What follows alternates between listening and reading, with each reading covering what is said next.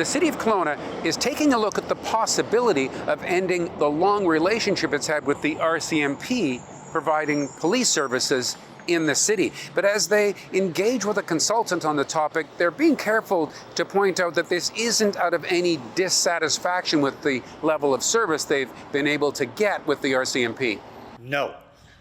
This is an exploratory review so that we can understand and assess two different models of police service delivery. One is contract policing, and the other is a municipal police service delivery model.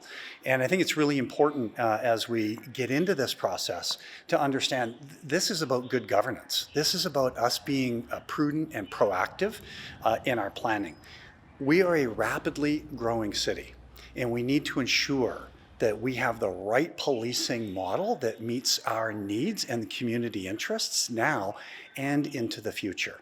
This process could open the door to saying goodbye to a long relationship with the RCMP. It does sort of open up that possibility. It does open up the possibility, and again, I can't emphasize enough, at this juncture, it is an exploratory review to really educate ourselves and also to prepare ourselves for the possibility that the federal government does not enable the RCMP to be a viable contracting agency after 2032. We are in a 20-year agreement for contract policing in this country, and that expires in 2032. And there is uncertainty as to whether or not the RCMP will continue to offer contract policing services. And so we as a city, from a good governance perspective, we need to be proactive and we need to be prepared should that scenario play out with the federal government. Okay, so I guess what people shouldn't be taking from this is the suggestion that this is all brought about because of some dissatisfaction or problems with how it works with the RCMP. Yeah, on the contrary. In fact, we have great confidence in all of the uniformed members within the RCMP detachment, as well as the many municipal non-uniformed staff who work behind the scenes in our detachments. The work that those people do is absolutely vital to our community. It's incredibly difficult and complex work, and we have complete confidence in them throughout this review. Right. Now, I know that other municipalities have compared the two. I think Grand Prairie, when they looked at the costs, it was just slightly less expensive to have a municipal force, but so close. Yeah, so Grand Prairie is one of two examples only of cities who have done these kinds of reviews where they actually elected to not retain the RCMP.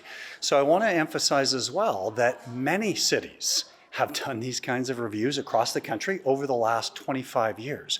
And all but two that I'm aware of elected to retain the RCMP.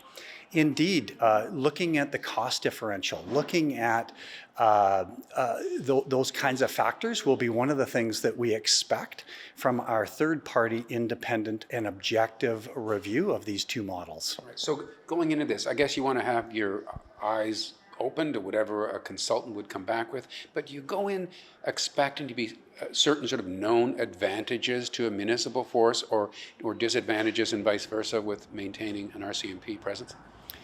There are advantages and disadvantages to both models. And indeed, I think it's really important that we have an external agency that has the required subject matter expertise to flesh those out and to provide education, not only for council, but our whole community as to those advantages and disadvantages, but also to hear from our community, about what is the ideal future state look like? What are our future needs as a community and our preferred type of police service model? The plan is to have a consultant's report complete and a report back to council early in 2026.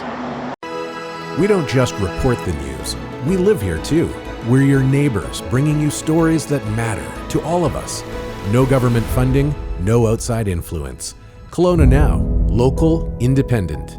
News you can trust.